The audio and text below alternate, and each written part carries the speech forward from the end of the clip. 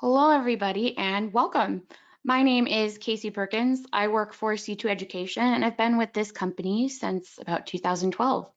Now I work training teachers for all of our centers, but I spent over 5 years in the classroom working with all different kinds of students, but more than anything else, working to help students get the scores they really wanted or needed on their SAT and ACT. I've helped countless students raise their scores, a few even get perfect scores, and even helping students who are getting admitted to Ivy League colleges. So I know really well just how stressful it can be in the weeks or month or so leading up to an important test date. And that's what we're here to talk about. So today, I want us to go over some ways you can focus on making the most of the time you have left until your big test, right? So the first thing we want to talk about there is practice testing. We'll talk about how you can make the most of practice tests to help guide the rest of what you're going to do. Then I'll also share with you a little bit about how you can use a planning and a schedule to choose what topics you need to focus on most and study smarter as opposed to just harder. Then we'll talk about some general test day and testing tips that will help you pretty much no matter where you are in your SAT prep journey, but are especially useful if you're really close to the actual day. So as I already mentioned, the first thing we want to do is take a practice test. I can't really overemphasize the importance of taking these practice tests. And that's because it's really easy to feel that when you've only got a little time left before your test, the best thing you can do is just to do as many problems as humanly possible for as many hours a day as humanly possible, when really we want to be as targeted as we can. So when you take this practice test, you want to first make sure that you're taking it in as close to real test conditions as you possibly can. So that means a few things. First, it means you've got to take the whole test in a single sitting, right? That means you're not, breaking it up. So you did the reading test in the morning, then you did the math test at night and the writing test the next day. We want to take it in a single sitting so that you can get a feel for how your stamina actually impacts your score. You also want to try, if you can, to take it in a room with as few distractions as possible, something that will feel like the real test. And above all else, make sure you are timing yourself. Pacing is a huge component of standardized testing. So if you're not timing yourself, you're really losing out on an important opportunity to A, get used to how fast the test is going to ask you to work, and also B, note whether you need to actually improve your pacing, whether you're going too fast or too slow. So you want to make sure you take that practice test in as real conditions as you possibly can. I've told you that I can't overemphasize the importance of this test, but why is that? Well, I already mentioned that first we want to make sure we're building familiarity with the content and also getting the stamina we need to really last the entire test. It can be incredibly challenging to still be alert, awake, and alive enough at the 3-hour mark or the 3.5-hour mark when you're taking the SAT to still have energy left to write that essay if you're taking the essay. So the more familiar you are with the test, the easier it will be to get straight into things right away and start practicing for pacing. The other thing, and this is the one we're really going to talk about the most in the rest of this webinar, is that we want to make sure you're finding out any gaps in your knowledge and skill set. If you take a look at the questions you got right and wrong, it's going to help you identify gaps that you might need to fill before you actually take the test. Then number 3, you're going to use all the information you've gained from the rest of the practice test to plan what things you should focus on and when you should focus on them from now until you take your test. When you are reviewing your practice tests, I want you to resist the urge to simply look at the right answers for the questions you got right and then move on. So that's part of what we're going to do, but it's only one part. First, you're going to go ahead and mark the questions you missed on the test. It's going to be the first step. In order to review them, you actually have to know which ones you missed. But I want you to avoid actually marking the correct answer to that question. So what I mean is if you missed number 2, I want you to circle number 2, but if the right answer is A, I don't want you to circle A just yet. And that's because I want you to try and redo the questions you got wrong with kind of a blank slate. Go ahead and give them a second try. If the second time you went around that question, you got the answer right, make note of what you did differently, if anything. Was there a careless error you made? Or perhaps were you stuck between 2 answers the first time and now you know that the second answer was the right option? Did you remember a formula you'd previously forgotten? If you get the question right the second time you try it, make sure to note what you changed so that you can change it again in the future. Then if you got that second time, if you get the question wrong again the second time around, here's where you want to take a look at the correct answer and try to compare what you did to what you should have done to get you to that answer. This is especially important for things like math, where following clear steps can be really vital. So when you are looking at questions you got wrong, you also want to identify the ones that you actually have no idea how to do. So let's say you get that question wrong a second time, you see the correct answer, or you absolutely don't understand why it's the correct answer. Take special note of that, and we'll get back to it later. Third thing, you want to make sure you also spend a little time spot checking some questions and question types you did get right. So if there are any questions that you guessed the first time around, make sure you go back and review them anyway, just like you would have if you've missed them. It's lucky if you randomly guess and get the answer right, but you want to make sure to assess your knowledge with those as well. If there are any questions you know you struggled with, right, you wrote a star on them, a question mark, you had to skip them in return, make note of those too and look over them in the same way you did the questions you missed. Lastly, make sure you are making note of any pacing errors that might have contributed to the problems you were having.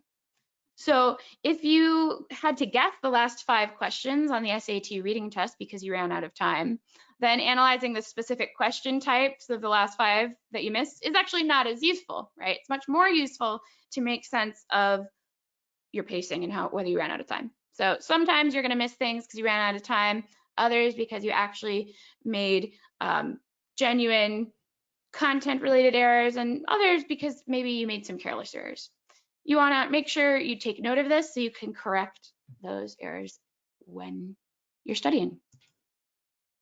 So when you're looking at those questions you missed, especially the ones you missed twice, first try to categorize them if you can with respect to the content they're testing. Are you missing a lot of geometry questions in particular? If so, you're going to want to spend extra time brushing up on that. Are you missing a lot of comma questions? You're going to need to relearn the rules for commas.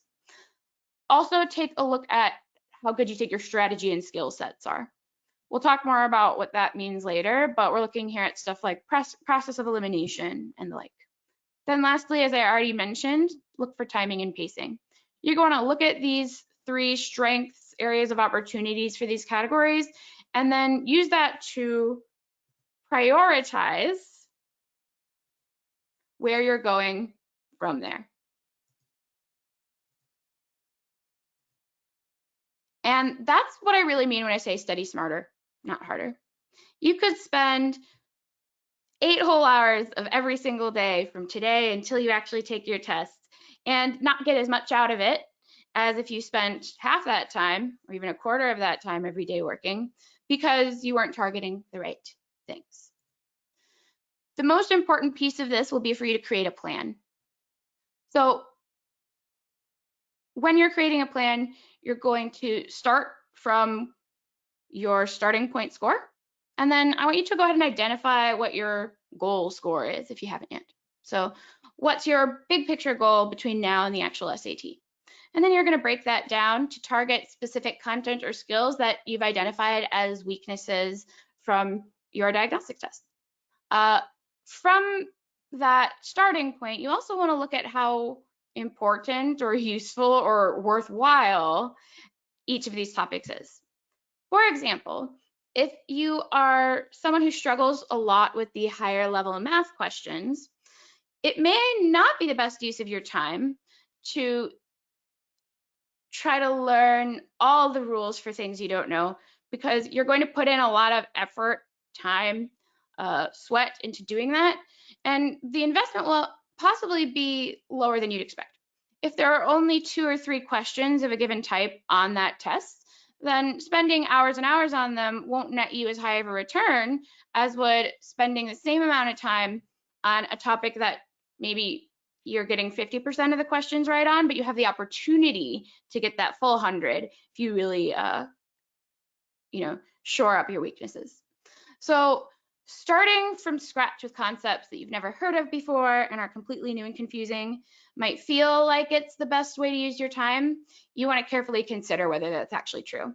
Essentially, you're looking for a good return on investment. The second thing you'll want to do is practice timing and pacing. So this is really critical. You want to make sure you're exercising effectively your ability to finish these practice sets almost in the same way you would exercise when you're trying to run a race or play a sport. You need to do some conditioning. So you'll want to do some timed practice sets. You can break down an actual test passage into smaller portions to accomplish this. For example, on the SAT reading, you will get passages with about usually 11 or 12 questions each inside of them. So you can go ahead and do one reading passage at a time and time yourself at 13, 14, 15 minutes. So, breaking the test down into smaller portions, timing yourself on those too. You also, though, want to build the long-term endurance. So you're not just doing sprints here. You're not just working on your core. You also have to do some more full-length practice tests. This isn't the only thing you should be doing, but you will want to do a full-length practice test again at least once between your first one and the actual test date itself, if at all possible. So here's a good example of the average amount of time I would say I usually start to see students panicking that their test is coming up soon. Usually we're looking at, 3 or 4 weeks out. So the first thing we'll do is ideally get a real physical calendar out. I know a lot of high school students today like to use their digital calendars. You can do that too if it works for you. I recommend printing a physical calendar or drawing one out and mark your SAT date on it. The reason we're doing this is that we want to use that to identify what days of the week first that we're available for. So if I know that Thursdays I'm just not going to be able to do a whole bunch of work, then I might choose just to do a little bit of timed writing section instead of all this stuff at once. So you're going to identify what days you're busy and you aren't, and then look at what's left and list out the targeted review topics that you need to cover before you actually get to your test, and try to apportion them fairly evenly over the first week or two of this calendar.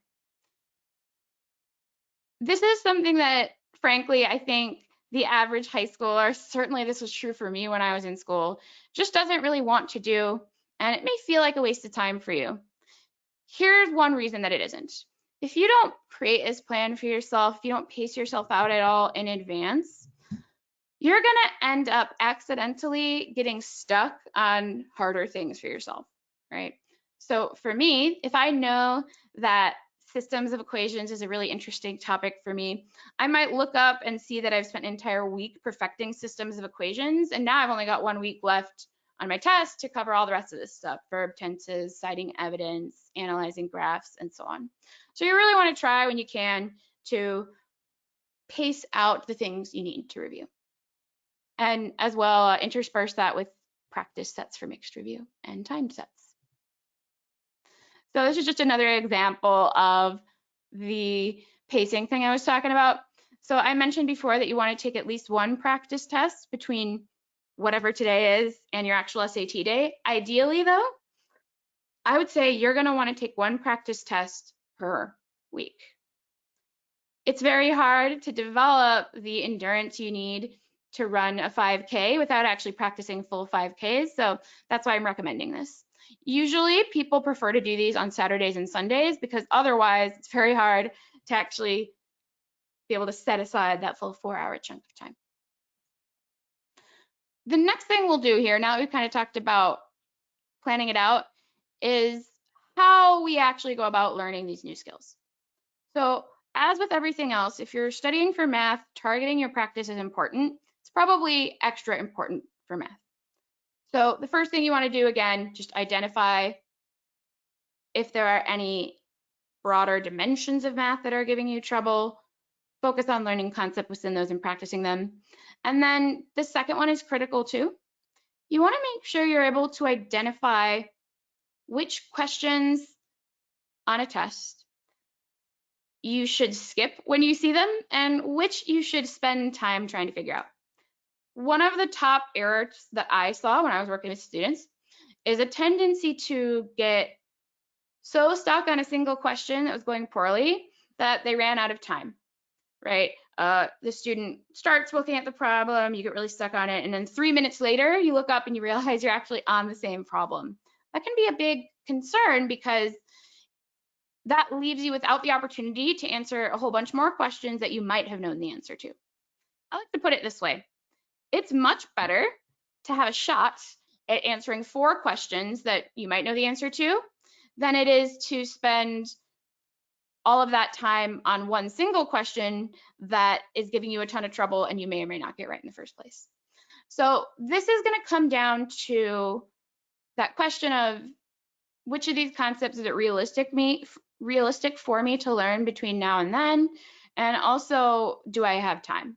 So learn to pay attention to which things are taking you longer, as well as which topics may not be worth your priority. The only thing I'll say about this is that if you're skipping questions on the test, you have to be extra careful that your bubble sheet matches up. So if I skip number 2, I need to make sure that I don't accidentally bubble in the answer for number 2 when I'm looking at number 3. A lot of the same things are true for math as for reading, except there aren't quite as many memorizable skill types to target here, not so much.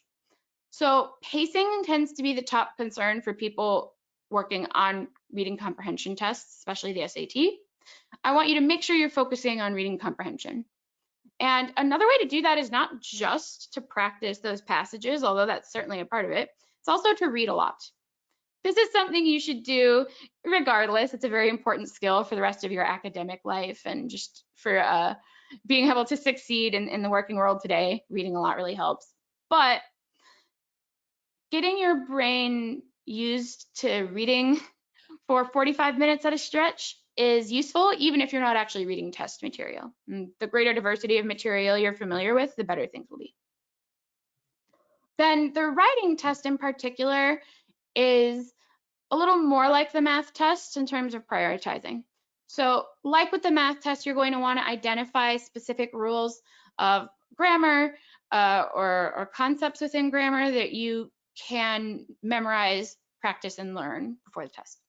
So maybe you've been working on shoring up your semicolon usage. You should shore up your semicolon usage. It's pretty much always tested. And you're going to spend, at least 1 or 2 days of the week focusing on that. You also want to learn to think a little bit about identifying what error type each underlined portion is testing.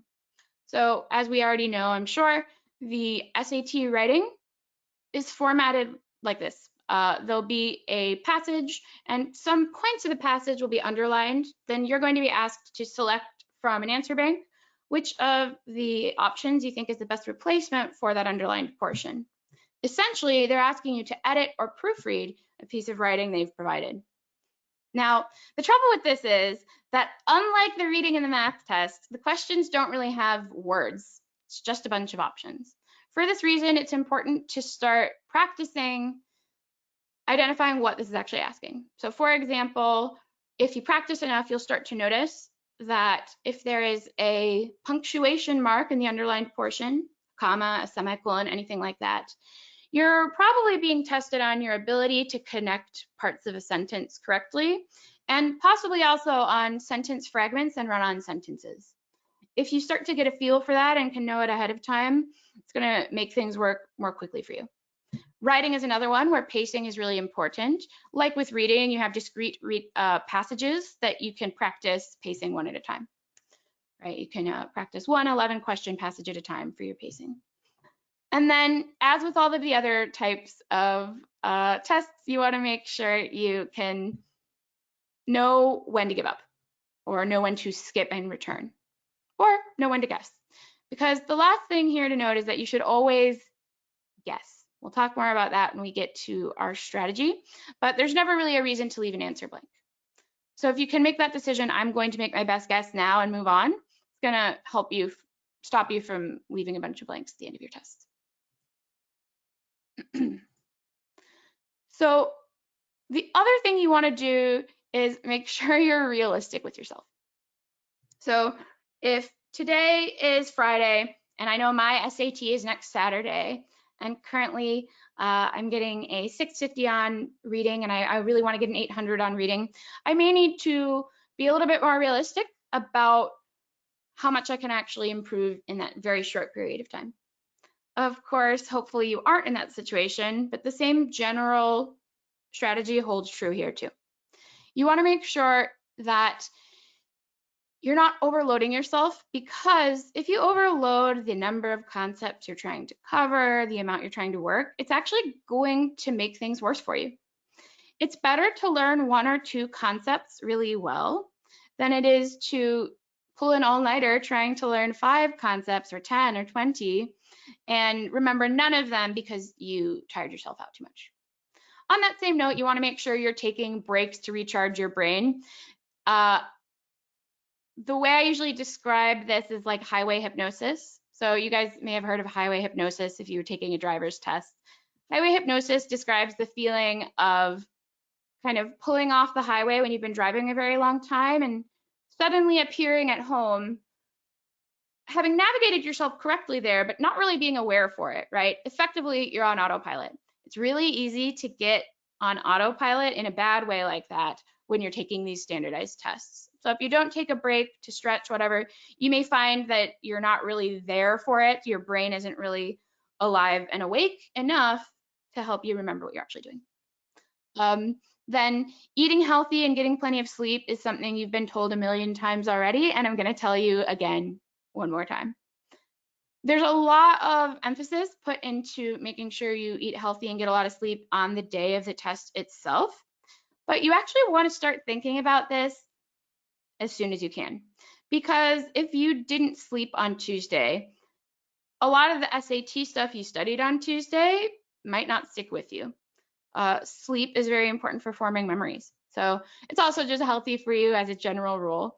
Make sure you are still getting some sleep. It's better to do a little bit less work but get sleep than it is to stay up all night, almost always. On that note, I'm only going to say this once, but I'm going to say it loud, as you can see here. Make sure you're not focusing on cramming.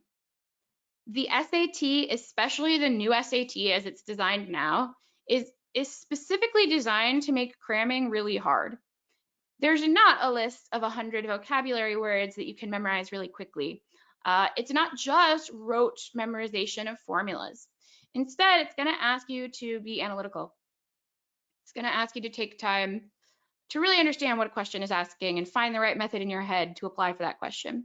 So first, for that reason, cramming is not as useful as you might think. It's not quite as useful as it is if you're cramming in the first 10 minutes before your geometry test to make sure you have a formula in your brain. It's just not usually going to work here. Second, outside of it just not being an effective strategy for this test, it can be detrimental in general because when you try to cram, your knowledge is very short term. It's not a long-term way of learning, and it's also not a very healthy way of learning. There is a ton of scientific evidence to support that even though it feels good and it feels productive to stay up cramming the night before a test, you're actually not going to do any better than someone who didn't cram, and in fact, you might end up doing worse. So this is especially true on the last few days before the test. I want to talk now about some general test taking tips. Some of these may be new to you, some you may have heard before, But the idea here is for us to look over some general ways of thinking about the test and approaching it that you can adopt between now and the actual test today. First, if I had to say or identify what I think the single most common mistake or persistent error type my students made when I was working was, this is definitely it. Many students do not actually read the question thoroughly. They'll skim the question just to get straight to the answers. And the problem with that is that if you don't understand the question in depth, literally nothing you else do actually matters, right? If you're not responding to the correct question, the time you spend searching in your reading passage for the answer, time you spend on process of elimination, the time you spend doing calculations, all of that will be time wasted if you did not really carefully read the question being asked. So this example on the screen here is a good one. I'll read it out to you. And as I'm reading it out to you, I want you to take a moment and see if you can pinpoint what you think the common error is here. What might people misread? So it says, a scientist counts the number of fish in 2 streams in consecutive years. In the first year, there were twice as many fish in Angler Stream as in Bass Stream. However, between the 2 counts, the number of fish in Angler Stream declined by 20%, and the number in Bass Stream increased by 20%. What is the ratio of fish in Angler Stream to fish in Bass Stream after the second count? Whew. So I don't know about you, but reading that gives me a little whiplash, right? A whole bunch of different years, percentages, types of fish, and sites are mentioned. If you don't take really careful time to identify what this question is actually asking you for and solve very specifically for what it's asking for, you'll almost always miss the question. So here it is asking for us to solve the ratio of fish in Angler to Bass Stream after the second count. Almost certainly, one of the answer choices in the bank you're given will include the answer you would have gotten if you calculated for the first count. Or if you calculated it flip-flop, the ratio of Bass to Angler Stream in reverse, something like that. The test is designed to catch you making these kind of errors, so you want to avoid actually falling into that trap. This is true on reading, writing. It's even true on the essay section. This is true throughout the test. So my tip for this is that it really helps to take a pen or pencil, whatever you're working on when you're studying, a pencil when you're taking the actual test, and physically circle or underline the actual question being asked in every question on the actual test. If you physically circle, underline, otherwise mark the question being asked, it's going to force you to really pay attention. Then the other thing you can do is circle any traps. I like to call them keywords. So as I already mentioned, in this case, the phrase second count is kind of the trap, right? Because you're going to have to calculate the first count and then the second count. They want to trap you into stopping after count 1. If you notice a trap like that, circle it. The more you practice, the better you'll get at noticing traps. This is the kind of mindset that you can practice over the course of a couple weeks that, even though it's not specifically a new piece of content knowledge, will help you improve your score. Thing 2, when you're searching for answers, especially if you're not immediately sure what your question is asking you, it's more important to think about this as looking for information about the question than finding the answer. I'm going to explain what that means. So on the reading test, for instance, a question will often ask you something like, let's say it asks, why is the sky blue, right? The appropriate way, the best way to get your answer to that question is to stop and think, okay, I need reasons for the sky to be blue. Where in the passage can I get that information? The tricky way to do it, the way that gets people in trouble, is to read the answer options, the answer bank, and then search for words that match what they see in the answer bank. So let's imagine for a moment that one of the answers to that question, why is the sky blue, is whales are mammals. Obviously, that's not the answer to the question being asked, right? But often the passage will contain the words whales are mammals somewhere in them. And people will pick that one by mistake because they are looking to match the words listed in the answer bank instead of looking for information that asks the question, that answers the question. So this is a slight shift in the way you think about things that I've seen be really helpful for certain students. Then from there, eliminating what doesn't work is also an option. Most people are psychologically a lot better at noticing things that are bad or wrong than we are at finding the right answers. So let's say you're looking for information to answer that question, why is the sky blue, and you're struggling to find it. You can then look at eliminating your options. So sometimes I know that the sky is not blue because the sky is green. Those are exact opposites. Generally, it's a lot easier to identify something that sticks out as bad than it is to narrow down between things that look alike. So practice your process of elimination there. Last thing on the tips list, and something that may feel a little bit hypocritical based on what we've said before, is to make sure you're not overcomplicating things too much. Here's what I mean by that. If you've correctly read the question and you understand what it's asking, and you've found the information to support it, usually the answer you get that way is the right one. So here's where we invoke our good friend Occam's razor. If you're given the choice between a simple answer that seems intuitively obvious to you and one that is very complicated and you're not sure whether it's right or wrong, the simpler answer is probably the correct one. This is not always true, but a lot of students make mistakes when they choose an answer that they think is right for good reasons, and then suddenly they start second guessing themselves. They say, oh, but what if? And that's the thing you want to be careful of, the what if. If you hear yourself saying, oh, but what if this is actually the right answer? You don't necessarily have to shut that down right away, but it's something you should be aware of because it often means you're about to overcomplicate things. So as you're taking your practice tests in the next couple weeks, this is something you want to be watching for. Is this the kind of thing I find myself doing a lot? Am I always saying, oh, but what if this is the right answer, and then changing from my original answer, and then getting the question wrong? Pay attention to any thought processes you're having that might be overcomplicating things. So I promised I would return a little bit to pacing and guessing, and here we are. That question of, should I return to this question later, like skip it for now, then come back at the end of the test and try it? Or should I make a guess in the moment and move on and not plan to return to it? It's actually more complicated than you might think, because if you leave too many questions unanswered to return to later, you're almost always going to end up running out of time, or at least running up against the time barrier. So in the situation where you're running out of time currently, so it's the last 10 minutes of the test, you have 15 questions to go, you're going to want to guess immediately.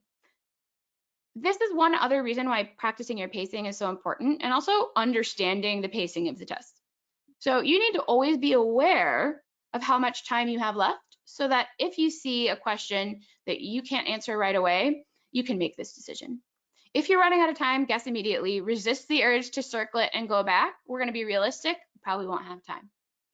If you are on pace or even ahead of pace, often this is something you could return to later, depending on the next point. So if something is completely new to you, you've never seen the topic or concept before, it uses a whole bunch of vocabulary words that you can't even begin to decipher, this is one where you should almost always guess immediately. Your instinct is going to be the opposite. Your instinct will usually be, wait, this is really confusing, I have to come back to it. But in fact, if you know that you've never seen the topic before, you're probably not going to have a different approach to it or think differently about it just by looking at it a second time, right? Because the hope is when you skip something that either when you go back to do it, you'll have jogged your memory about something, or you're just going to, make sure you don't waste too much time on it. So if it's a brand new concept, you're probably best just guessing immediately. If it's a problem on a topic or concept that you know, but the problem itself is really challenging, so let's say it's a math problem that you do know how to do, but it includes some complicated fraction arithmetic that you know is a little bit of a time suck for you, that's a case where you might return to it later as well. Something where you think, I do know how to do this. I know how to do this. I just don't remember right this second. That's one to skip and return to later. Regardless, though, if time is running out at any point in time, just go back and guess. Ideally, you're making educated guesses, but your odds of getting a guess correct are 1 in 4. So even if you have to randomly guess, this is better than nothing. If you're interested in learning about, how to make educated guesses, that's something you can always study up on later. It's also something we can help you with at C2 as well, kind of strategy help. All right, so the only way to really make this work, as I said, is to keep track of the section times and memorize them. Most of the things on this slide I've already said, so my advice for you here is to make sure you know inside and out how much time these sections take, because they will be giving you a clock, right? But if you find yourself having to stop and recalculate in your head, do arithmetic every 10 minutes about how many questions you have left on the test, and then how much time you should take per question based on how much time you have left, you're going to waste a lot of time on that arithmetic. Instead, you should know how much time you have on the section, and then try to break that down if you can. So in the reading section, for instance, if you have 5 passages, you're going to divide 65 minutes by 5, and that's your amount of time that you should spend per passage. That's going to let you keep an eye on your pacing. Because when you don't, a lot of people will spend a lot of time in the first half of questions, then only towards the very end realize that they're not going to be able to finish the rest. You want to realize as soon as you can, if you're behind pace, then pick up the pace to adjust for it. So you don't necessarily want to rely on your proctor. Yes, your proctor will tell you usually when you've got 10 minutes left, and then a couple other times after that. But try to bring your own watch if you can. Make sure it's not a smart watch, but a watch will definitely help you here. Then, now that we've talked about general strategies and what you can do leading up to the test day to prepare and study, we're going to actually talk about the day of reckoning, as it were. So the night before, the day before the test, a lot of people want to do a ton of cramming to try to get the most in that they can. As I already mentioned, this is probably not going to work. It's better to let your brain rest and then do some light review or practice.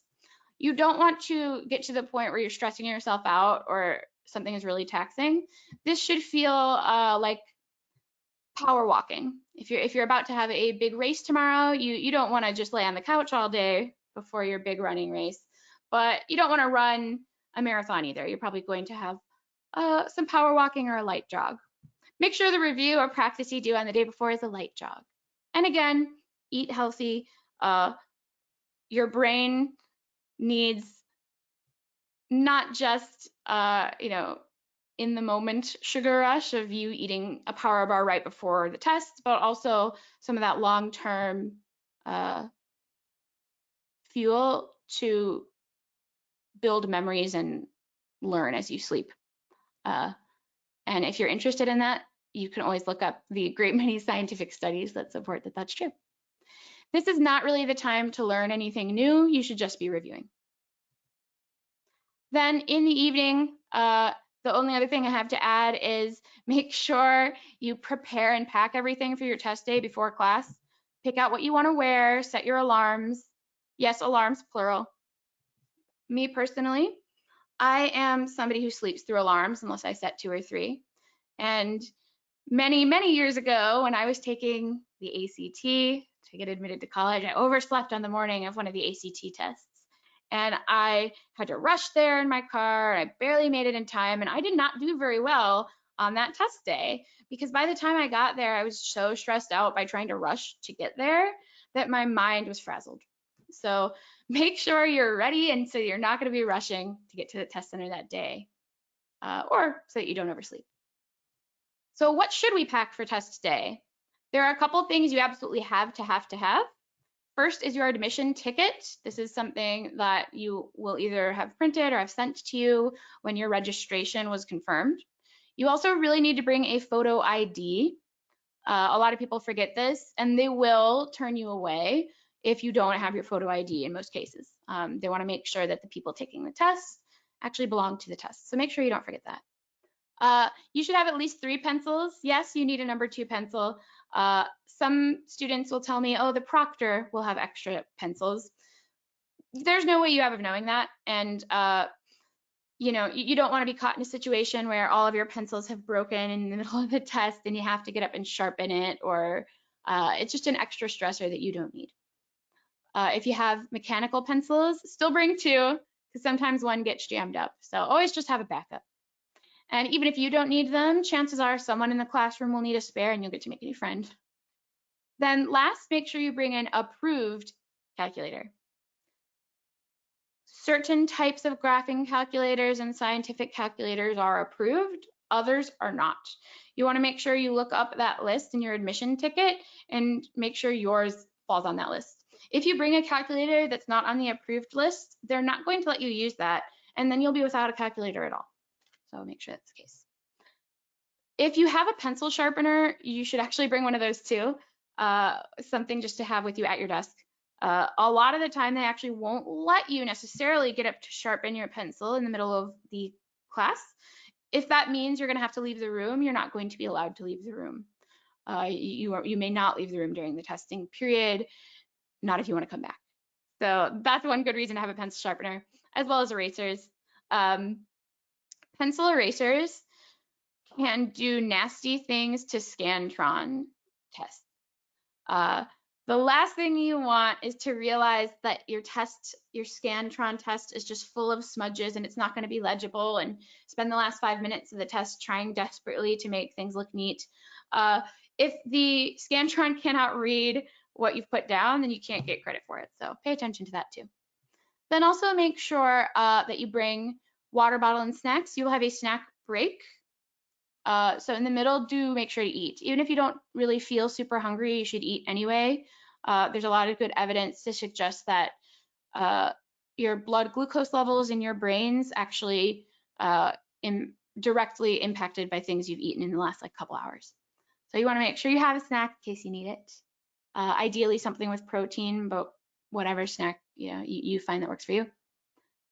As well as backup batteries for your calculator in case they run out, or do a fresh battery change before class.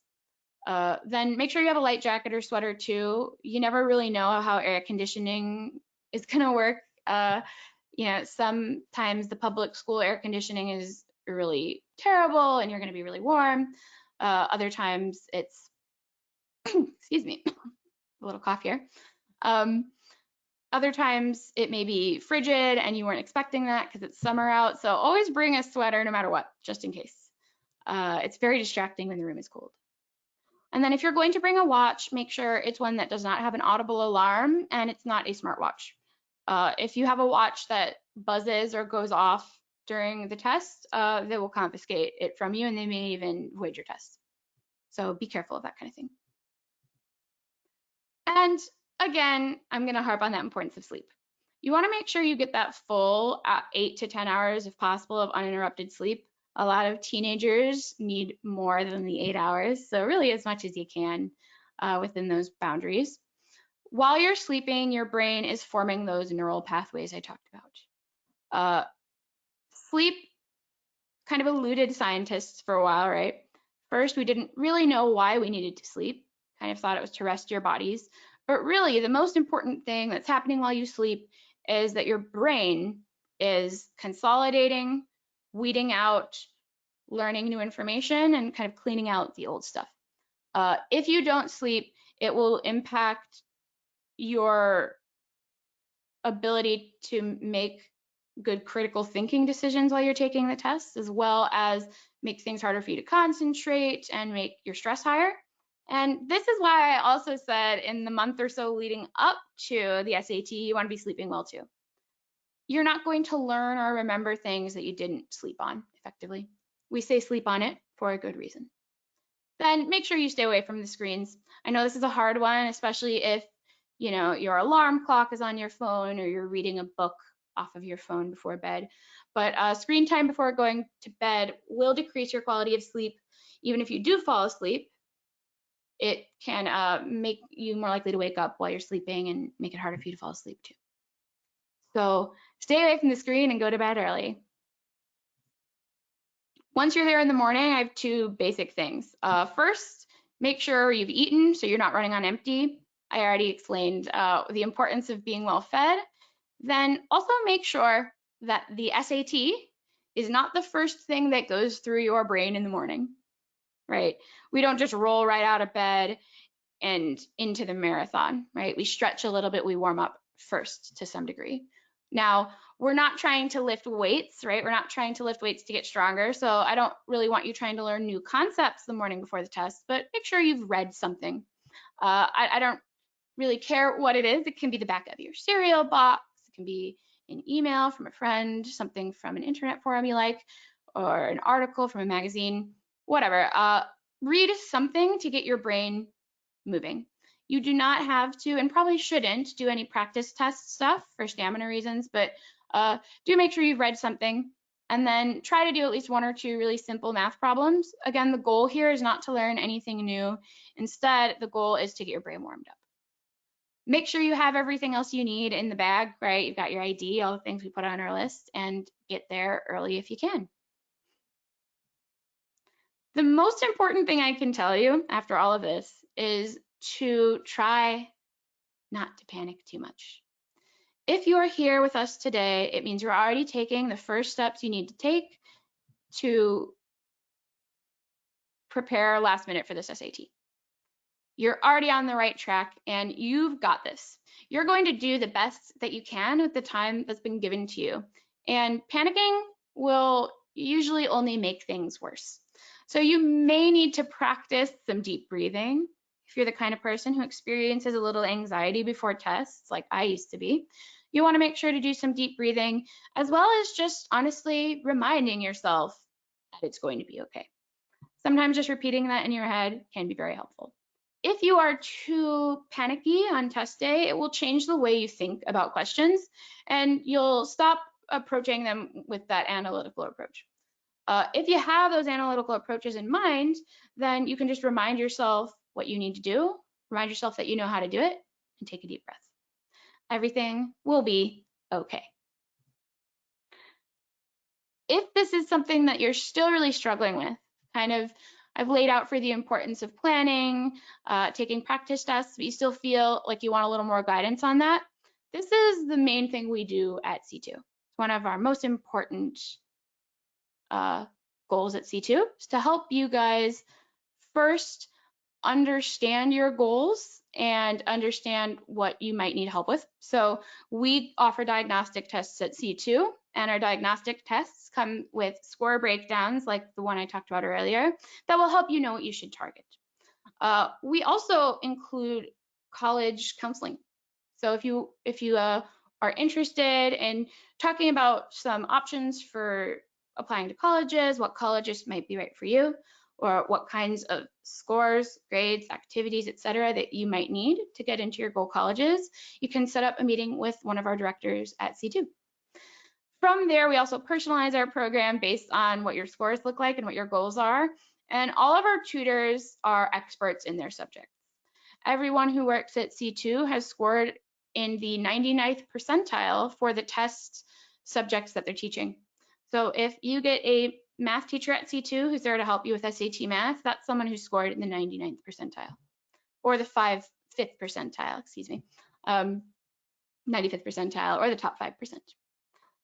We also give our tutors a lot of training, that's my job, and make sure they always stay up to date on anything that's going on with the SAT updates or changes. If this is something that interests you, you'll be presented with a survey at the end of this webinar that will ask you just about your name, a number or email we can contact you at, and your zip code. Make sure you do include your zip code. That's just going to help us send you to the right C2. So if you would like C2 to contact you or you want more information about how you can get involved, make sure you fill out that survey. We'll find a C2 close to you and move from there. With that, I'd like to thank you all again for being here, taking the time out of your day to really invest in your future by getting ready for this SAT that you have coming up. We will continue to be having webinars again in the future. So if there are more topics you're interested in learning about, go ahead and look at our upcoming webinar schedule and see if there's anything else you'd like to register for. Have a wonderful day and best of luck on your SATs.